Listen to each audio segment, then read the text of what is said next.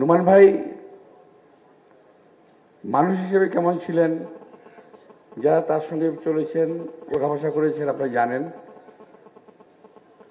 আমি ওনার সঙ্গে বিএনপিতে যুক্ত হওয়ার পর থেকে মৃত্যুর আগ পর্যন্ত যুক্ত ছিলাম। আমি ওনাকে যেভাবে দেখেছি, সহজ সরল একজন মানুষ, নেতৃত্ব সুলভ কোয়ালিটি তার ভিতরে প্রখরভাবে বিদ্যমান ছিল। নোমান ভাইয়ের সঙ্গে সবসময় খুব কথাবার্তা হয়েছে, ঠাট্টা মশকরা করতাম। নোমান ভাইয়ের সঙ্গে আমার বয়সের তফাৎ অনেক, প্রায় 9 বছরের কম তো নয়। কিন্তু এই যে বয়সের একটা পার্থক্য, এটা কিন্তু কখনো আমি বুঝতে পারি নাই, আর নোমান ভাই আমাকে বুঝতে দেয় নাই। এমনকি এখনো যদি না জানতাম ওনার বয়সটা সম্পর্কে, আমি অজ্ঞাতই থেকে যেতাম। আমি জানতাম না যে ওনার বয়স কত। বিশেষ বিশেষ কিছু কারণে, রাজনৈতিক কিছু সমস্যা থাকে, সেখানে নোমান ভাই কিছুটা জড়িয়ে পড়লেও সেটা আমাদের মধ্যে প্রভাবিত হয়েছিল। একটা বিষয়ে আমার একটু নোমান ভাইয়ের প্রতি একটু দুঃখ হয়, একটু খারাপও লাগে, যে আমাদের দিক থেকে, আমি বলছি, আমি আমার কথা বলছি, কিন্তু আমি সবার কথা বলছি না, আমাদের দিক থেকে নোমান ভাই বেশ কিছুটা বঞ্চনার শিকার হয়েছেন। আমার যখন মনে হয় যে ওনার প্রতি আমি সঠিক দায়িত্বটা পালন করতে পারি নাই, আমার মনে হলে খুব কষ্ট লাগে। আমি ওনার কাছ থেকে ক্ষমা চাওয়ার সুযোগটা পেলাম না, এটা আমার একটা বড় কষ্ট। তো যাই হোক, আমি আমি আমার আমার বেদনার কথা, আমার কষ্টের কথা আমি বললাম।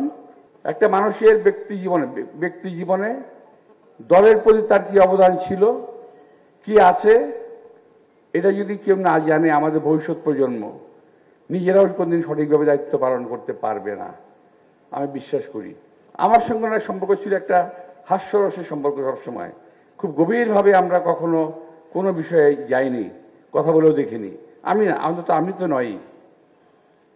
আমার সঙ্গে ওনার নিজের কোনো ভুল বোঝাবুঝি ছিল না, মনে করি রাজনৈতিক প্রতিদ্বন্দ্বিতা ছিল না, কোনো দ্বন্দ্বও ছিল না। এই জন্য খুব ভালো লাগতো লোকটাকে। সেই দিকে যখন ওনার অবস্থা খুব খারাপ, একটু হাঁটাচলা করতে পারতেন না, আমার খুব খারাপ লাগতো। যে লোকটা যেভাবে একটা